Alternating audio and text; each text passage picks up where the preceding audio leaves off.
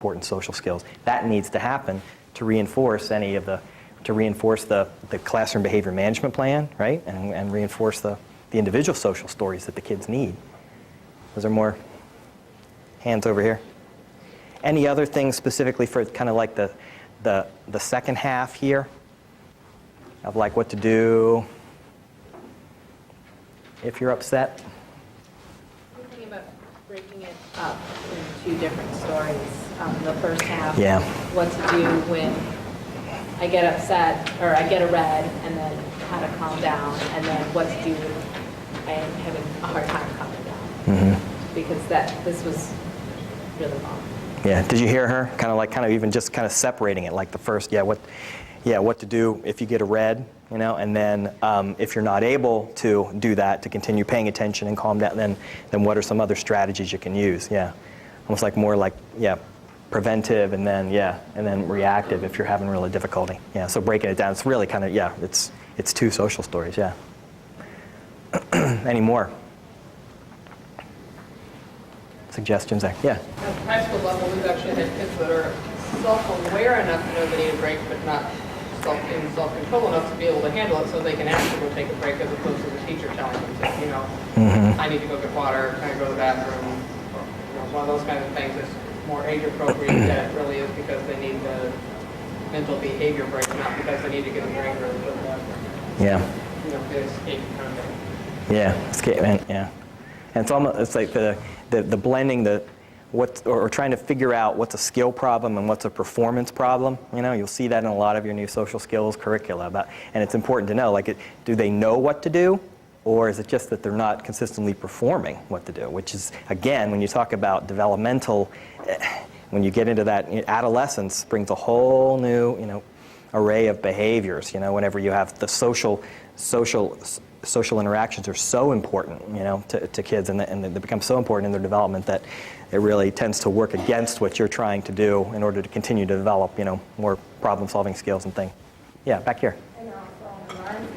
Kids that are in a departmental program or in high school, that the teachers, each teacher is aware of that child's program for themselves. So if that child says, I need to go get some water, then that teacher says, okay, he needs some water because he's being sick. We are aware, some teachers are getting really knowledge, whatever. So that the teachers, each teacher is aware of that child and their own Right. Very important. Yeah, with the kids in the mainstream where there's so many different people and professionals that they're interacting with, it not only to letting the teachers know what kind of maybe classroom behavior management system you'll want to follow, and you're going to track that in the mainstream. But you're right, at an individual level, what works for them, what they know that works for them to help calm themselves down and to it's going to be real important, and important with communication to a wide variety of people, and some training also, and training the different staff members that may not know as much as you guys do. Yeah. Any more? I smell lunch out there. You guys smell? Okay, good. We didn't get finished with analyzing and critiquing that crisis management plan. So we'll do that after lunch, and then we're going to move into looking at a lot of data and developing FBA and a behavior management plan for a kid. Okay? All right. Let's go eat. Okay, it's on.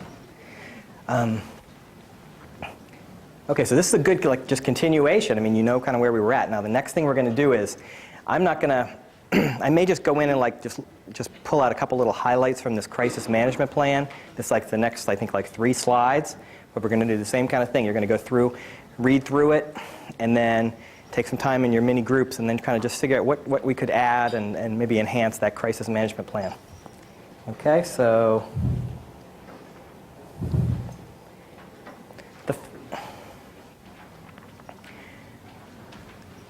the first slide is a little bit more of kind of a general, and then the next 2 you'll see it kind of gets down to a lot more specifics. Talks about when the crisis management procedures will be pulled out, and this is from pulls some highlights from Vince Carbone's applied behavior analysis, like some general, you know that name from general crisis management, plan procedures, okay? So we just kind of pulled some stuff from that. So, but just talks about when the crisis management plan would be in place, that he would go to the timeout area, people making visual contact frequently, making him wait and be calm for a specific amount of time before going back, and the teacher just kind of decided this can be flexible. Sometimes it can be 30 minutes, sometimes 15. Teacher kind of decided that was the entire duration of the crisis management procedures. But now this connects, and we'll go to the next one, and it kind of connects to that classroom management system. Remember, that kind of only takes you as far as when he's on red, still doesn't comply, back to the timeout area, okay? This kind of just picks up from there. So you can read through fast. And you can read through on your forms or just read through here. And then you'll start thinking.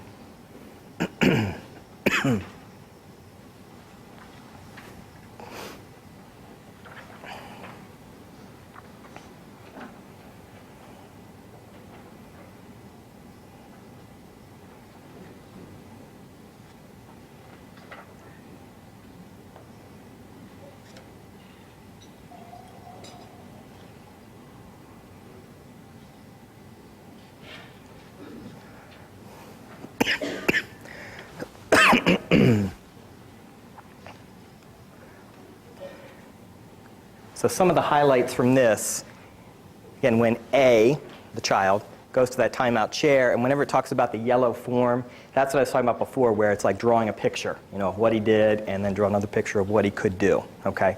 That's kind of like the yellow form. And 5 minutes to calm down. Then he can move back to the group, and car move back to the yellow area, okay? If not, or at the same time, ignoring any other problem behavior and continue teaching. If the behavior escalates to some physical aggressive behavior that are listed here, then para, alternate or other teacher in the classroom, can remove the other kids to move to another alternate location, which I know can be very challenging to do if you've got a kid that's freaking out in your class, you know, because a lot of times there isn't another alternate location for the other class that has to move.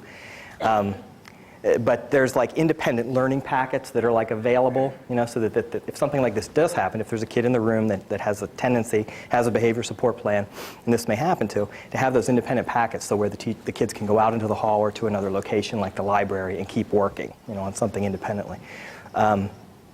And after they leave, keep going for those 5-minute time periods to try to have him comply. Up till 15 minutes, or that's what this teacher chose. Then the last one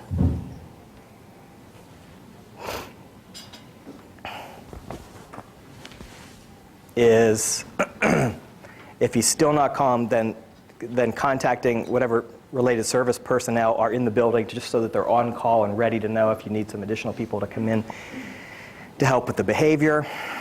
And then maybe then after it's over, then to process, you know, using some of that good emotional and behavioral language of what happened and what it could do differently next time. And then a little bit on like what the teacher's saying here. It just kind of goes over kind of like a broken record approach, very simple language of like sit down and take 10 deep breaths, and ignore other attempts for the student to gain more attention or like arguing or something like that.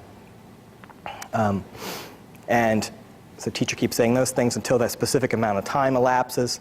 Keep resetting in the 5-minute intervals, and hopefully if he needs to have a good 5-minute period before he would be moved back to the group, and then that the class would come back to the group. Okay? I think I kind of just pulled out some of the highlight part. Oh, there is one more here.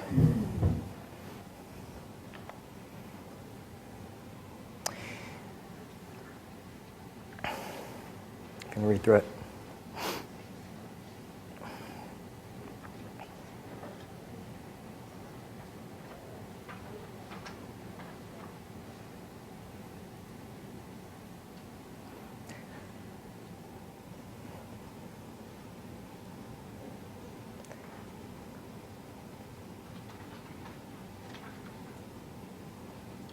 So there's a lot of 5-minute like parts here. that if he returns to the desk, he's calm, returns to the desk, starts working again on what he was supposed to work on, and then he can again start working towards another green check or working towards the green car. Then the other students can come back in after 5 minutes, and if it's going in the other direction and behavior is escalating, then assistance from those related service personnel who are hopefully kind of like on call and kind of at the ready if you need them. And he may need to be removed and like to the office. Maybe also parent intervention, which we have to be careful with that with escape-related behavior, right? Especially, we got to have the parents on board that like we're going to be dealing with this here, in here. Can the parent come in, or can the parent just basically let the teacher and the team know that he's not going to be escaping, he's not going to be coming to pick him up? That's going to be important for escape-related behaviors. And then again, always finish with the yellow form, the picture of what he did and what he could have done. All right. So that's what's in this crisis management plan. Okay. Now, so break up again and keep thinking about what are some more ideas. How can we incorporate some other different things that you've known to be work, and just like what as you're thinking more about other visual attention strategies and other social and emotional language strategies and other types of problem-solving programs that you can use to beef up this plan, okay? So, keep How do going. you see Question. a difference between an individual crisis plan and a crisis plan for a classroom or a program?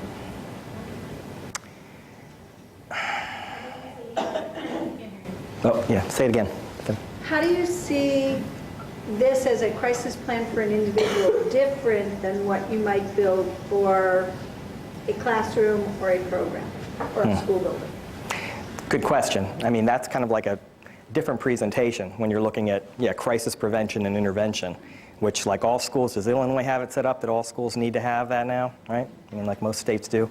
Well, there are going to be some similar elements, where but with the variety of crises that may happen. We also do that in my behavior interventions class. It's kind of like, it's a huge class where we do counseling, we do prevention intervention programs like this, and then we also do crisis prevention intervention, because it's such a big area right now that school psychologists and a lot of professionals need to know that.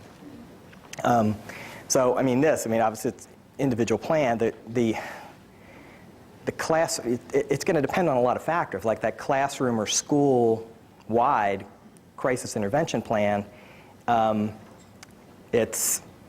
If you're, I kind of view it related to the individual student, it would need to be like the next step. Like something like this, if a student is so aggressive that it's going beyond your classroom and it's affecting the safety of the school, then you're going to have that built into your school crisis prevention intervention program as one potential crisis.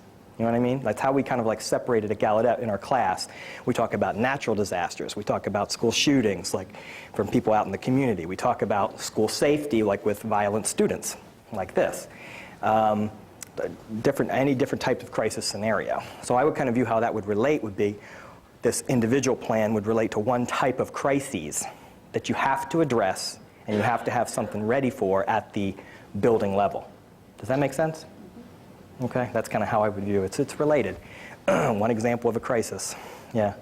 And we've all got them. We probably all have those horror stories, right, of things that have occurred, like either out in the community or in the natural environment that create crises. Excuse me, I did a really good job. I've been sick for 2 weeks, and I didn't cough all morning, so hopefully, I can make it. Okay, so any other questions before we kind of break up and add some more things to this plan? Okay, go ahead. There was more I wanted to kind of say on that, but I can't. There's more I wanted to say on that. I'll try to keep thinking about it, yeah. The reason I ask, Let me turn this off. the reason I ask that is I've been in program. Management plan here. Any volunteers? And a reminder to keep your voice up for the interpreters.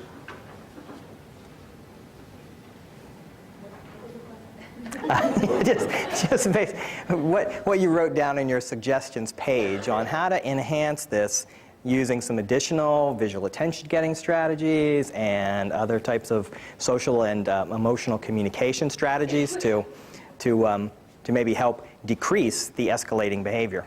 Okay, no. Oh, no, what were you going to say? Or whatever you have. Yeah. Thinking of it from the staff perspective and saying, when it's that vague, nobody knows exactly who's supposed to do what. So when we do a crisis plan, everybody knows exactly what they're doing. And Yeah. we have to actually write it in.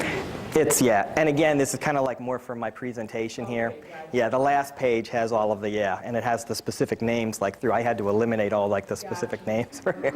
No, you're right, you're right. But the teacher has a central role. It talks about with the teacher being there with the student, and then the para is someone that would take charge of the other students, and then also having this additional resource personnel also ready then too to be able to come in and to help if it's an extended situation or if the student needs to remove from the classroom. Then you bring in other staff. Well, my question is, I know how fast you have to get those other students out, so what is their plan for getting the attention of hearing impaired children? In other words, do you have a flash of lights? Do you have something that says, okay, here's our cue, we have to exit the room? Okay, good. Excellent. Yeah, just so you have some really, really spelled out, clear visual attention getting strategies. Right, it's not in there enough that we're like to be able to keep the other kids safe. Yeah, what's going to be our cue? You know, for like that we need to get up, get our packets, and get out the room for this other student to work on the more individual interventions. Yeah, that's good. Good. What else? Other? You can discuss a little bit about maybe adding another step before student A is just taken out, like, so for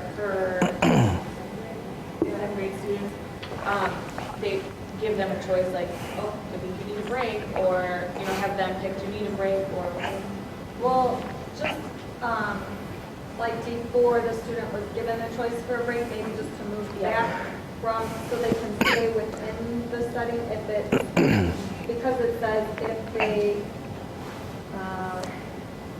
Yeah, if it. have engaged or about to engage, so if you can catch it before that and just give them the cue, oh, move back, and then maybe that's enough of a, Maybe more built into that classroom management system about, you know, more cues of like what they need to do, what they're doing now, what they need to do differently in order to keep their car on back to yellow, right? Yeah, because the more. we weren't really sure would fit in the crisis plan per se, probably more in the other situations. Yeah, in the before, yeah, Right.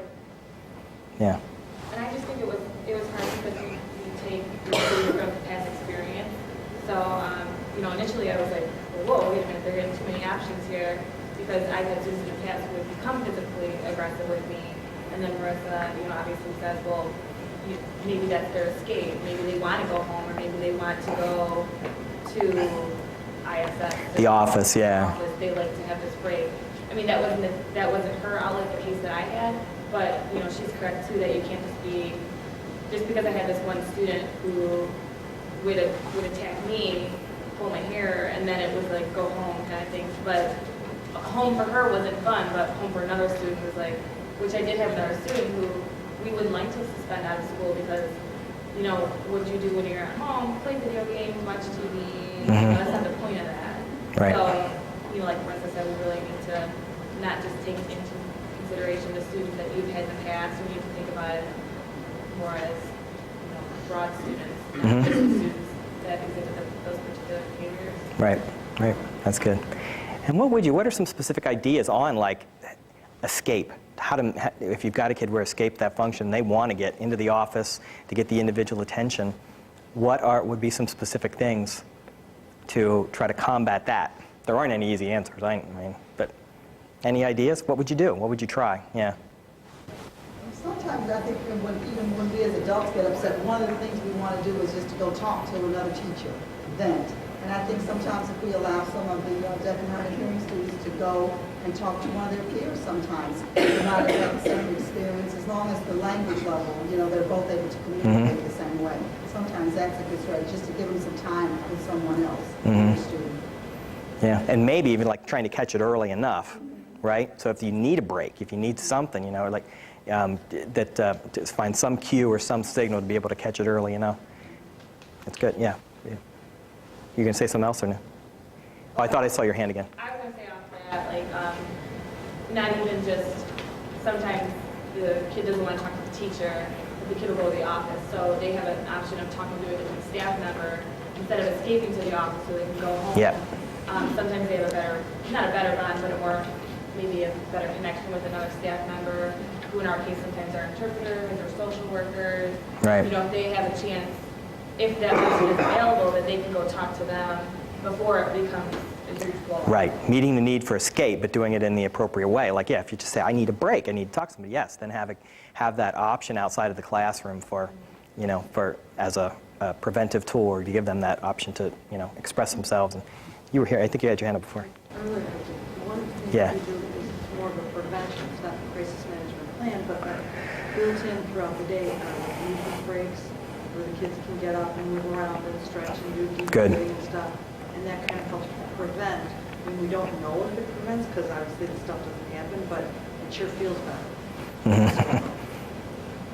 Right, that's good. And if this is a function of trying to get attention, like you were saying, just giving them that positive outlet, so maybe if they make it through X amount of days or X amount of periods without that blow up, then they can earn that time within staff or student or something like that. Built into their schools. Yeah, good. So it's like, yeah, being able to have that posted more, and so that they know that, know that what I'm going to get for, you know, for every of those, the 15 minutes, or every time I'm able to, like, you know, stay with the class and deal with it without being, you know, without it blowing up into a major thing, then you're going to, yeah, the more incentives for that, the better.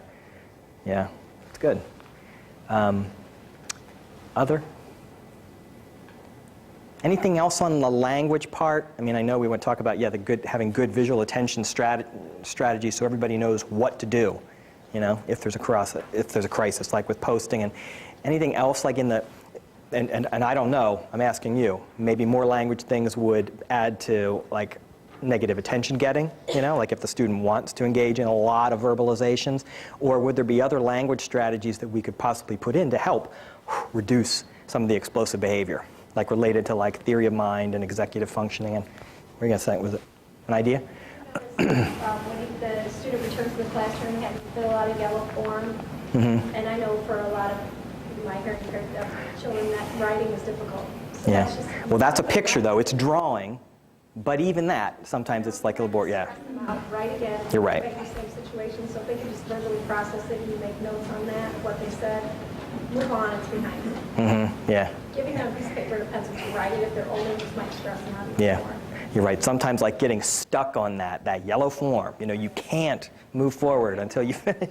Even if it's just a picture, you're right. Sometimes it's kind of like, if you can find an alternative that's going to meet the same purpose, yeah, like a simple, just simple, like, just assigning what happened, what could you do differently. And I think there also, if you have other things built into your classroom plan, like if you're doing social skills instruction and stuff, then they should be able to have access to that pretty quickly. It should be pretty automatic, where they say, okay, yeah, I need to do this, this, and this, and, you know, and then move on. Yeah, find a way to get by it. Just related to that, instead of having them maybe fill out that yellow form right as soon as they come back, like you're saying, it might give them, it might cause them to blow up again, but you could maybe just say, oh, great, and just give that straight effect and invite them back in or encourage them, whatever you do for that student. And then at the end of that class, once they've had that time to kind of pull down and process it, they might be more willing to accept it. Oh, not to fill out your yellow form. They might be able to fill it out at the end of class rather than right at that minute when they're Right. still kind of hot. Right, good. And that's kind of, there was one part in here about where you can have related services personnel, if there's school psychologist or social worker, that do some extra things individually or in groups with the kids, have them come in and process later. Yeah, like after they're calm, you know, to be able to, like, work through what happened and what could be differently. And you can also then use that as a, like, this behavioral incident as like a springboard for the next session, to the next session with either the counselor or the school psychologist or a social worker that may do some more intensive social skills groups. You know what I mean? Sometimes they're done like it's natural, just part of the whole group, but then sometimes there can be a smaller subset of kids or some extra individual counseling or group counseling opportunities to, you know, to maybe process a little further. Yeah, another time, yeah. Exactly that. We don't process right then because it'll just escalate. Right. But what we do require is that they do something academic. So if we have an isolation, we have to do something academic as a way to transition them back into the class. And we won't give them anything that will escalate them. Right. It has to be something academic so that their cognitive wheels go. Yeah. So that they can So they're- transition back into the class. Yeah, and that's appropriate, just so they can start using those school skills again, showing that you're ready, to be sitting at the desk and you're, doing some type of an academic task, and then a good transition into back to the group. Yeah, good. Any other ideas with that? Okay, that's good. All right, I wanted to have enough time to do these next 3 pages. I'm not even going to try to, you guys can't read that from back. So what I'm going to have you do is, that just to let you know what's in here, there are just 3 different pieces of an FBA, okay? And this is observation, structured observation. And then the second one is like an ABC analysis form. Looking at, the structured observation has some hypotheses on common functions. This also has hypotheses on functions. And then the last, you guys are familiar with the FAST, correct? Do you guys use more, do you use the motivation assessment scale, the MAS, or the functional assessment screening tool, the FAST, or another tool? Do you use any other rating scales that, tell me if there's any. Anyway, so this has the results from the FAST too, okay? So you've got the ABC form, the FAST, and then structured observation. So this can take a little bit more time, so I'll give you that. So just go and just read through these things, and then what we're going to do is, bless you, I think we're going to break it up. We'll just do try to identify some target behaviors. We'll come back in, like say 10 minutes or so, and identify target behaviors,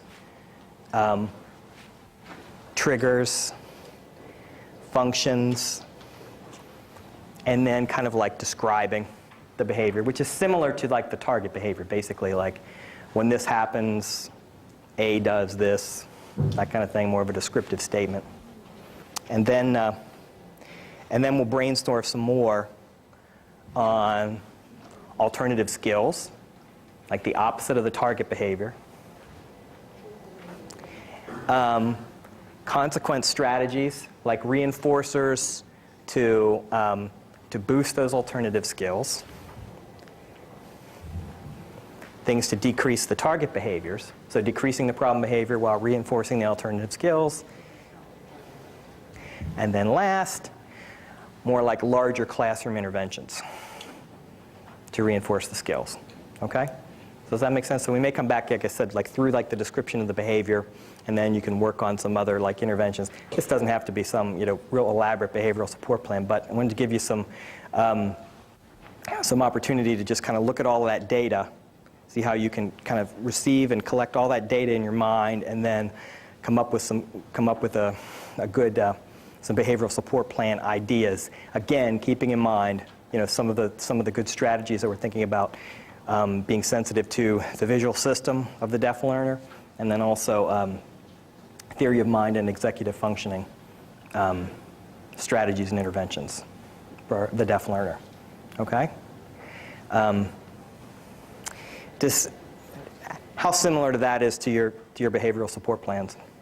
I mean, I've seen a million of them across different states and stuff, but there's different language being used, but they all kind of follow a similar format like that. So, okay, ready? So we'll just take a quick 10 minutes here to figure out target behaviors, function, and description of it. Behavior, okay?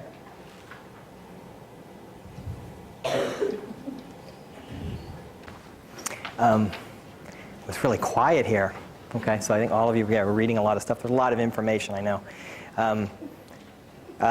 So let's go through just the target behaviors, functions, just kind of the preliminary, and then go back to, I know it looked like you were working pretty individually, but feel free to kind of work together in your groups, okay? To try to come up with some different interventions and things. Anyone have some good ideas for just 2 or 3 target behaviors to work on? That's the problem behaviors that we want to decrease. Anyone volunteer? One of the things that I've been careful of in training is that target behaviors should be limited to the one, or if they occur at the same time, they would have the same function, but to group them would be to, and which is a problem we see a lot in assessments around the state is that they're grouping together behaviors that don't have the same function. Right. So I think maybe a pause here is like, okay, you want more than one target behavior?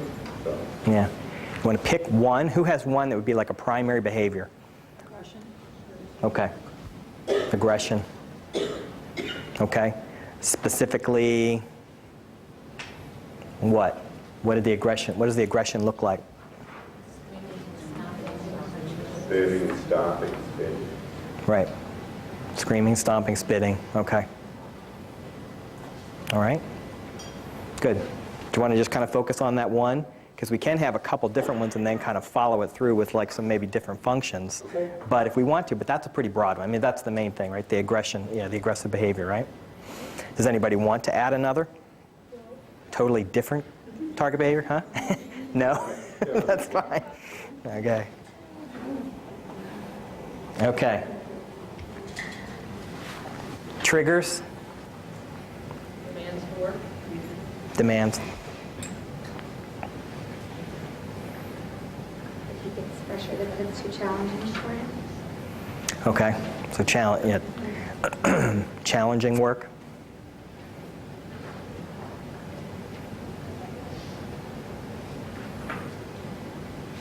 Any other triggers?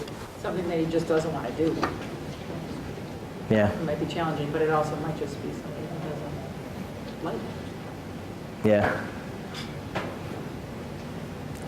Yeah. Yeah.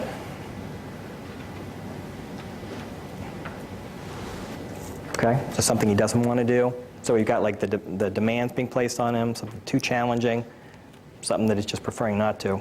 I was trying to thinking about that third one about whether that was one of the things. Well, we're going to get in. Well, I'll wait because when we get into the functions and stuff, we'll talk about some of the behaviors that he shows that are related to one function and then also another one. But any other triggers? Acting silly and rowdy during when there's no demand, non-structured time. Right. So that could trigger. Yeah, that could trigger the behavior too. Is it trigger system him between 11 and 12 grade? Is he hungry? Did he have breakfast? Does he have low blood sugar? I mean, is that anything that figures into it? Yeah. Yeah. Could be. Yeah. Like that. It happens at that one time period. Yeah. Yeah. Where it's like maybe like before lunch, had like the morning of activities, but yeah, before lunch, where there's something physical, or just fatigue, getting tired. Yeah. There was another one.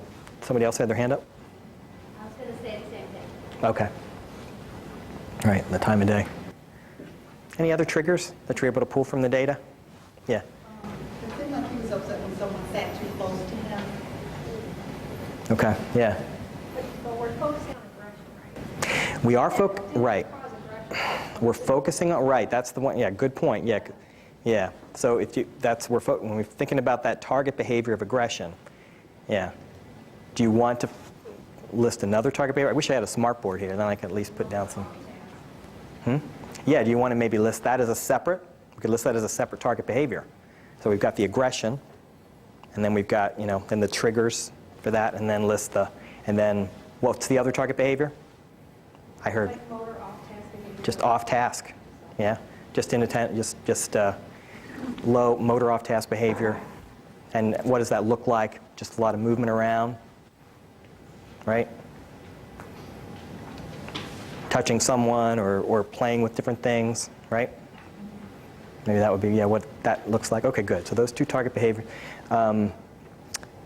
Okay, so what were we saying? So the trigger for that, that was the, Someone was sitting close to him, is that what you're saying? yeah. So that would be more the trigger then for the off-task behavior, right? Okay. So somebody, or whoever is on your team, be writing this stuff down so that you can kind of separate the targets and then the different triggers, okay? Now follow that along. Any other triggers for either of those two target behaviors? The aggression or the attention? Okay. The trigger for the off-task, yeah. And that's something else that could be related to the 11 to 12:45. Sometimes there's more like moving around and more frequent transition with some kids going to lunch, other kids going to lunch, some kids coming back. Could be more movement going on. Other triggers for either of those targets? Okay, then let's separate the functions then.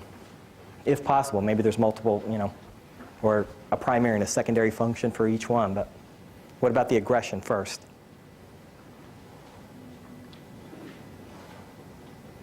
What do we think? From any of the data, any of that?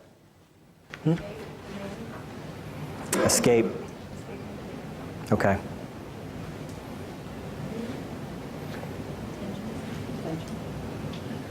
Attention.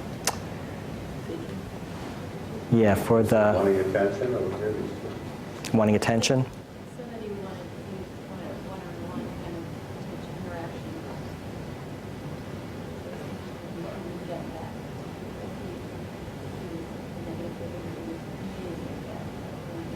Mm-hmm. Okay.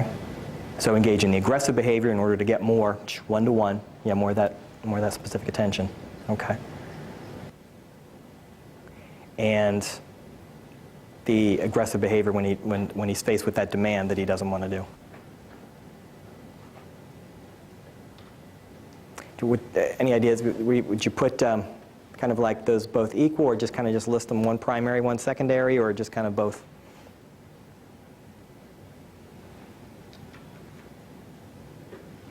Both equal for. I thought it was more attention because he eventually did go and do the work, so he didn't completely escape.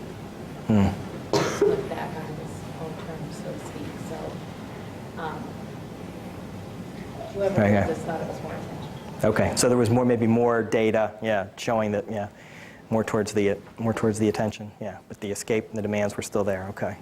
Now, what about for the off-task behavior?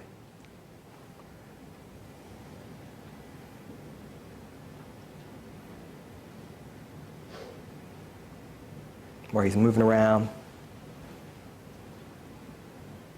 It seemed almost like he needed a work break thing, because it says he's 88% on task, and then all of a sudden, there's an interruption, almost like giving himself a work break. Okay. So would that be more, are you thinking more like just sensory? Like that that's part of his makeup? That he just needs that break? Would that be part of the function related to the off-task behavior? Or is it more, or was it more attention-based too, you think? Or some other ideas? How did we describe the off-task behavior, right? It was just a lot of like motor off-task, right? Like say it may be a mixture of the two, right? Like say if he doesn't have those internal controls, right? He doesn't have the executive functioning and the internal controls, and he also wants attention from this kid over here that he's going to reach out, right? So maybe that can be like a combination of the sensory, right? That that he needs to work on that just for his own personal makeup, but he's also, attention is a real strong. So when a lot of kids like that, right?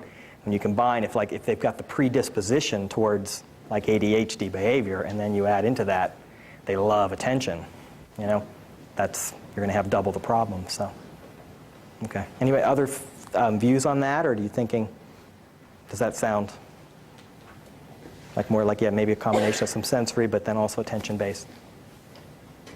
Yeah? Okay. All right, I'm going to let you guys just go forward in your teams and then start working on, first, a description of behavior. Give me two sentences that kind of describes, when this happens, A does this. When this happens, A does this. Like a description of the target behavior. Good. Great volunteer. Screaming, stopping, punching fists, rolling eyes back. Right. Similar to the target behaviors, right? Okay. And then you could also add in when he does it and what seems to be what increases it. Okay. What about for the off-task? Description of the behavior.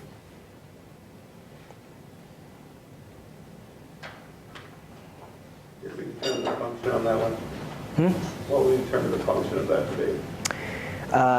Maybe a mixture of attention and then some sensory. Yeah. So the description of the overall behavior is that he does what? What's the problem?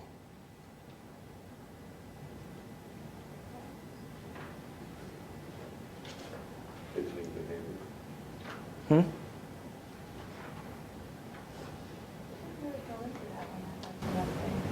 No, more like just kind of, I think like maybe like just the fidgeting, you know, just like, yeah, that he's, yeah. Roll his paper. Yeah, like plays with materials and yeah. Yeah. Hmm? Yeah, just maybe the other distracted type of behavior, either like through motor or through other senses that he's, that he's engaging in. Okay. Was something else somebody was saying?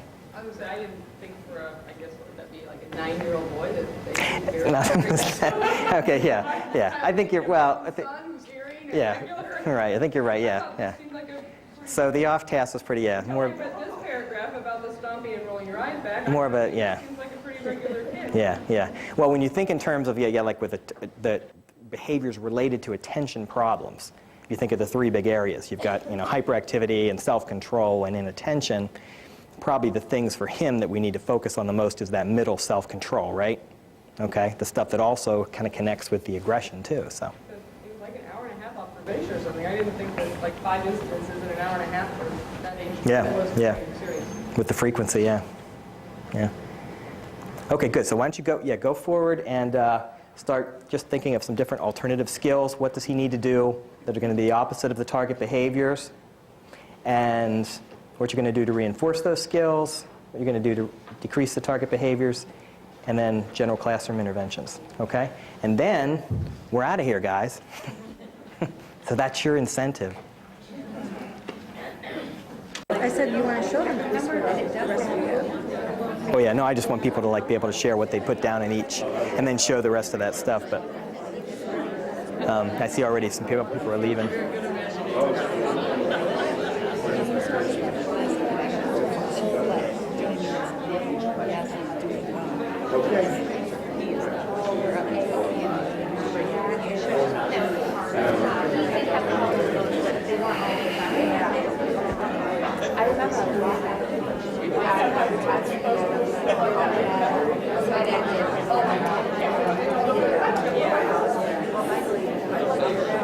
Okay, guys, y'all ready? Do you have like a detailed plan all developed? Yeah? Oop, I guess I better turn that on. Okay. Okay, guys, y'all ready?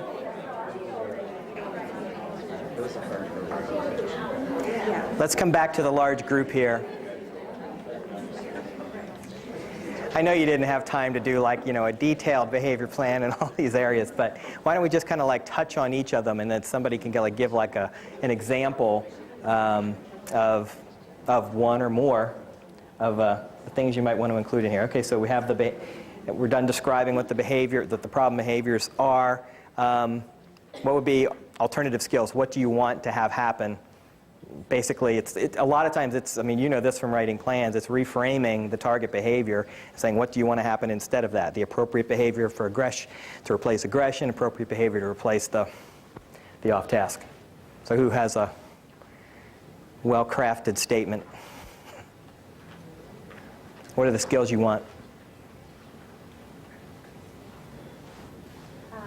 For the aggressive behavior, these are more like the preventative skills, teaching how to ask for help, maybe asking to work with a peer, and that might satisfy the attention that you want. If it's to satisfy the escape function, asking appropriately for a break. Okay, asking appropriately for a break, asking for, appropriately to, what was the first one? For help? Yeah, for help to communicate with, okay. Any other alternative skills? Giving the child a sensory toy or something to motorily play with instead of poking and touching and Okay, good. squishy ball, Velcro, something. Yeah, something in order to be able, some like that specific intervention to increase the on-task behavior. Keeping it to themselves. Okay. Okay. That's That's actually more, that's a good segue to the next one, kind of like the consequence strategy to reinforce the alternative skills, right? Like what are you going to use to help reinforce those, the appropriate behaviors you want?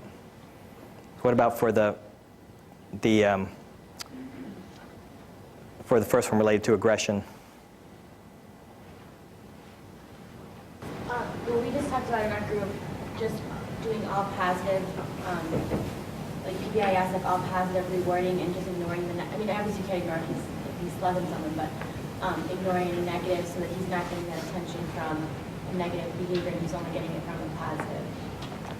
Mm-hmm. Okay, good. Yeah. So really, those two big skills, like that one skill I'm trying to conceptualize from like that last slide was, you want him appropriately following the behavioral rules that your class has set up, and then boom, boom, list them, right? Like whatever they are, paying attention, hands to self, appropriate communication, right? And then all these different, and then providing those extra strategies. What did you say? Say that again. So the PBIS strategies, you have to. Just so rewarding the positive. Rewarding the negative.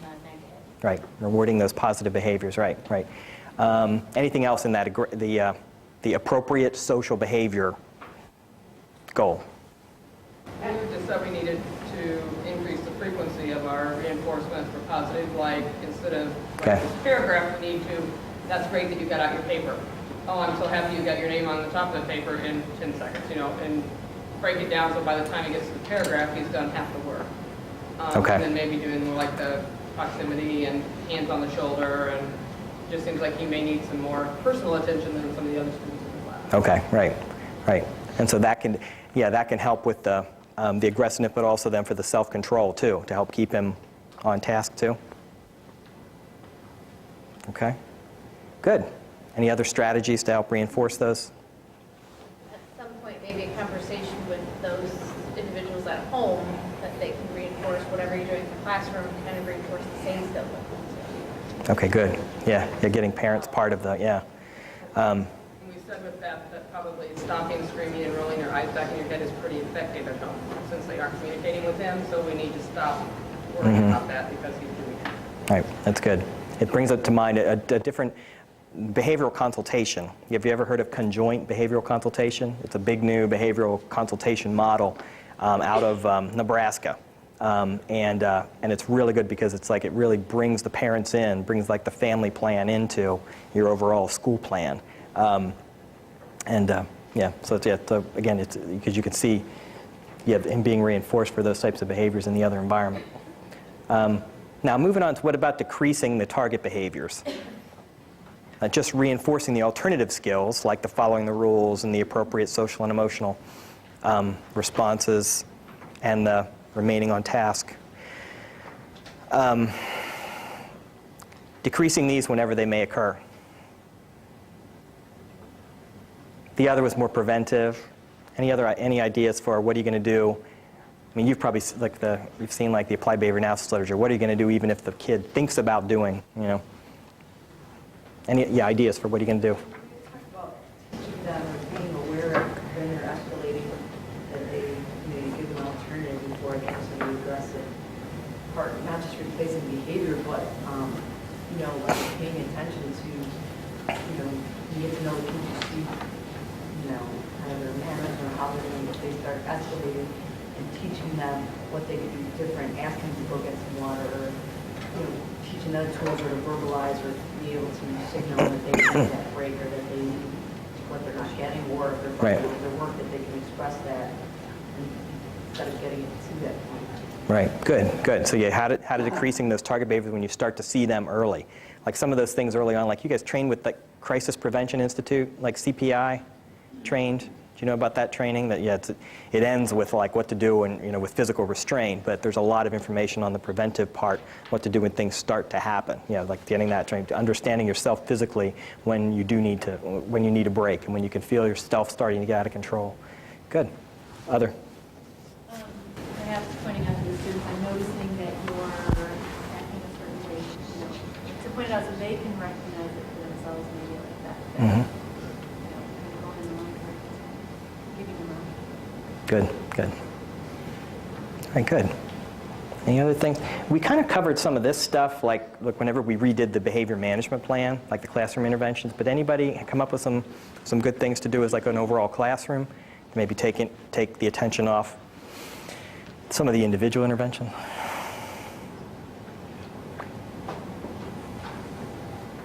If not, let me just quickly, we're not going to get into the monitoring, the evaluation. We're not going to get into that too much, but what I did want to at least share before we finish here, we're not going to read through this or like go over this in depth, but if we had a little more time at the end, I was going to go over some more research, and I'm glad I put this stuff in because you guys are interested in some of the other research that supports the need for intervention in the social area. I don't know whether you know, this is like a meta-analysis done by Kluin, who's at Gallaudet. Just put together a lot of the social process research for deaf, hard of hearing. And it kind of tries to pull out what are some of like the main important points, the results of the studies, and what are the important points for deaf, hard of hearing kids, like on why social skills are important, social maturity. So what the results said, and the nice part is at the end here, it just kind of talks about, it talks about the implications from it is the need for some good, better social measures and social assessment to be able to identify what the problems are in order to develop some interventions. So that's kind of goes through all the different social process research. The next one, kind of piggybacking off of that, was, this is in the Canary Islands, not here, but it gives a good example of a social skills instruction program for deaf, hard of hearing kids, and basically following it and showing a very controlled study, but showing improvements based on the social skills instruction, okay? And the nice part about this is, like they used, like here whenever you see the name Goldstein, that means that they use skill streaming, you know? So they used one of the popular social skills curriculum, you know, adapted it for the deaf, hard of hearing kids, did these things like we were talking about here today, like related to even like social cultural theory, like where you're starting out with more direct, you're modeling it, role-playing, giving reinforcement, discussing it as a group, using good socialization and language to teach a skill, and then hopefully then the kids will become more independent, okay? So you got that, and then there's a couple other studies. This one's basically on looking at mental health functioning, which is a nice, has a nice results section here talking about how the communication modality match is like the important thing for later mental health functioning. They used like an Achenbach self-report. You've probably heard of that, one of the behavioral measures that psychologists use a lot and other professionals. And they were able to show that later higher mental health functioning was present for those adolescents that had that ongoing good communication match with mom and dad early. Okay, so it's nice to see some, you know, good supporting research on that stuff that we know, but it's nice to really get it out there and let people know and show parents, you know, that this is, it doesn't matter which modality, that wasn't the important thing, but it's having the match, you know, and so that you can communicate with mom and dad communicating with the kid that can really lead to good mental health functioning later. My time is up. Thank you guys for, that went fast.